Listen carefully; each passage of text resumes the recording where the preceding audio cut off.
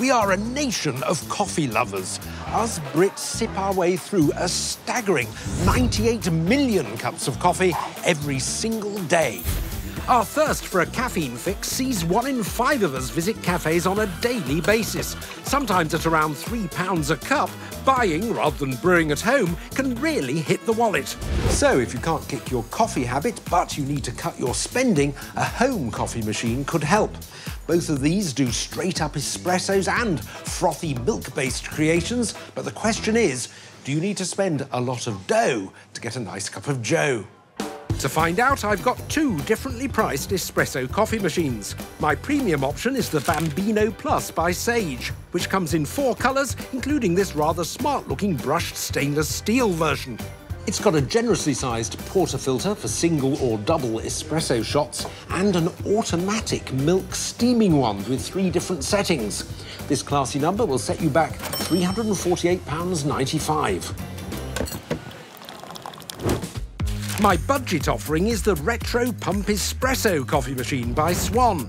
It's much more affordable, less than a quarter of the Sage's price, just £80. There are 10 colours to suit any kitchen, and on test today, I've got the pastel blue. It has a temperature gauge, so you can see the temperature of your water, and a milk steam frothing wand that you regulate manually using this control here. To help me determine which is best value for money, I headed to meet Midori Fujimoto, a coffee connoisseur who was recently crowned the UK's top coffee taster for 2023. She knows exactly what a good brew should look and taste like. Midori, wonderful to meet you. Nice to meet you too, John. Is this coffee for me? Yes. I've got plenty of flavour. Excellent. I mean, what makes a perfect cup of coffee? To me, I think balanced acidity and sweetness, and it's a balanced flavour. Well, I've got a couple of coffee machines I'd like to test out. All Follow right. me. Okay. Having loaded up the coffee machines with equal quantities of tap water, Midori casts her expert eye over both of them. On first impressions, what do you think of the Sage? I think this machine looks really smart. I can see it has a good size steam wand as well. If you are making a latte or cappuccino, it's really good feature. Yours is metallic, this is plastic. I like the retro feeling to it, the gauge. It looks really pretty. Right, time for our first test. We're going to make a simple, straightforward espresso. Where do we start? OK, so you need portafilter. With Midori operating the premium Sage and me the budget Swan, our first task is to load the coffee grounds into the baskets of the portafilters. This is quite light, isn't it? Does yours? Yeah, it is actually. Oh, this is heavy. Has This is a substantial piece of kit, this is, isn't it? So 1 scoop of coffee.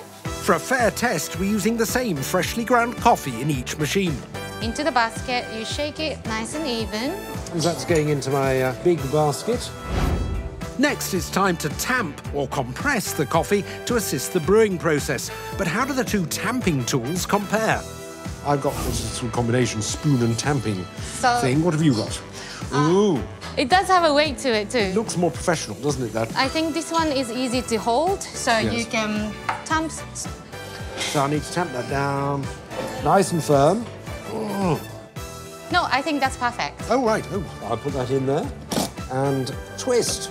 Good. And place the cup underneath the portafilter and then press the button. Off we go. And see how it goes. The premium Sage knows to turn itself off once the right amount of coffee has been poured. Oh, it looks good. But the budget Swan requires much more user input. So when should I stop? No, because that does it automatically, the Sage, whereas I've got to judge when I want to stop. Stop it there. Yeah. Seems about the right volume to me. They are pretty good, yeah. Repeating the process gives us a second espresso from both machines. Good, well, we've now got a cup each to try. We start by tasting the premium Sage's coffee. Cheers. It has a nice, bright acidity. Yeah. Sweetness to it as well. Do you like it? Actually, I do like it, yes. Oh, awesome. Yeah, it doesn't feel like a bland liquid, does it? It's got sort of like little bubbles in it. It has a full bodiness to it, yeah. It's quite syrupy texture. Definitely similar to what you can find in the cafe environment. Yes, very, very, very good. Well, let's see how the budget Swan has done. Okay, cheers. Cheers. It is less intense, I would say. Yes. But it still has a nice acidity, sweetness to it as well. It is definitely less syrupy. Yes. But as this is a manual machine, you can manipulate that. Possibly slightly more refreshing as a drink because it's not quite so heavy. So it's a good start for both machines. The Premium Sage may have been slightly easier to use, but its espresso wasn't streets ahead of the budget Swans. More testing is needed. And I just press the button and it should do all the work. Yes. Later on, we'll see how they and us perform when it comes to combining coffee with frothy milk. It's making... I don't know. Earlier, I tested the espresso making capabilities of 2 home coffee machines with the help of champion coffee taster Midori Fujimoto. We found that the Premium Sage, costing just under £350, made a rich, syrupy coffee. Nice bright acidity. Yeah. Sweetness to it as well. While the Swan, costing less than a quarter of the price at just £80, produced an enjoyable yet less intense espresso. Possibly slightly more refreshing as a drink because it's not quite so heavy. But there's more these machines need to do to convince us they're the best value for money. So now, Midori, we're going to steam some milk for the second test, making a latte. Interesting, it looks rather complicated, though, these steam ones that we've got to use to do that. I need your help, definitely. Absolutely, I'll help you. For a fair test, we're using the same whole cow's milk in each jug. But both machines can happily steam plant-based alternatives, such as soya and nut milks. For this test, I'm getting hands-on with the premium brand Sage, and Midori will be the barista on the budget brand Swan. The temperature that you're looking for is 60 degrees, but luckily this machine has a temperature control, so you don't have to worry about that. By having an automatic steam wand on the more expensive Sage, the hope is your milk microfoam will turn out just how you like it every time. So I've got a choice of temperatures and a choice of froth volumes. And I just press the button and it should do all the work. Yes. Press. Things are happening.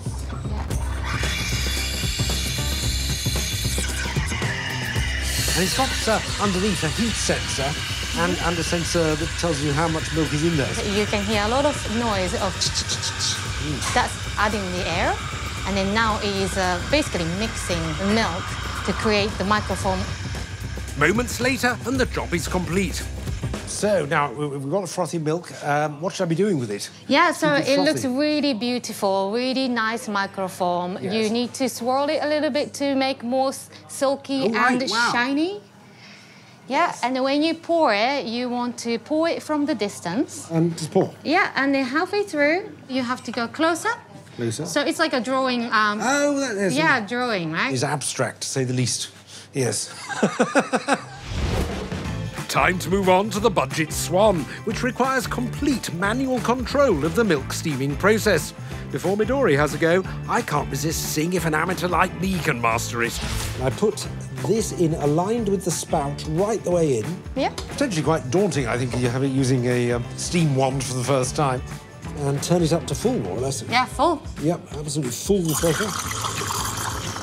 Ooh, it's obviously very good. It's making... No, I'm turning it off. It's making a lot of bubbles. We need to do it again. It's not hot enough. It's not hot enough at all. It's not hot at all. How's that happened? Oh, dear. Turns out I haven't kept the wand in the milk for long enough.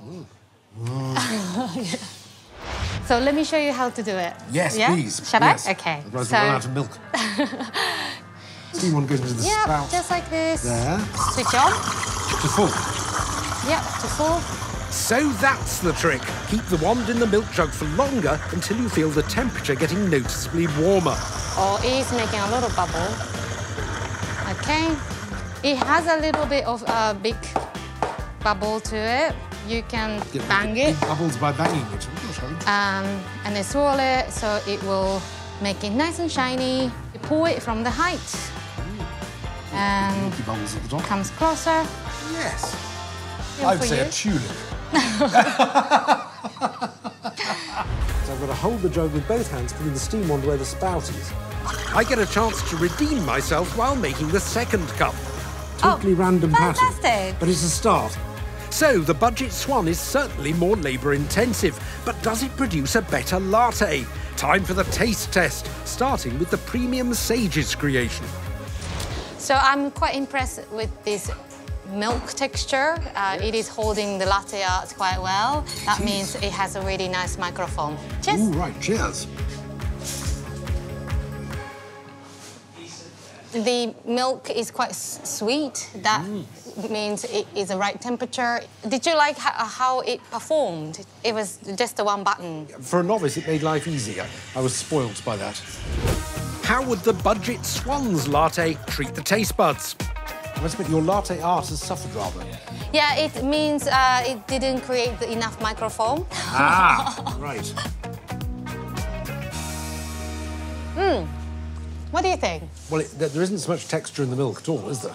Yeah, and it's even though these are exactly the same coffee, exactly the same milk, this one has a little bit less sweetness. It does, yes.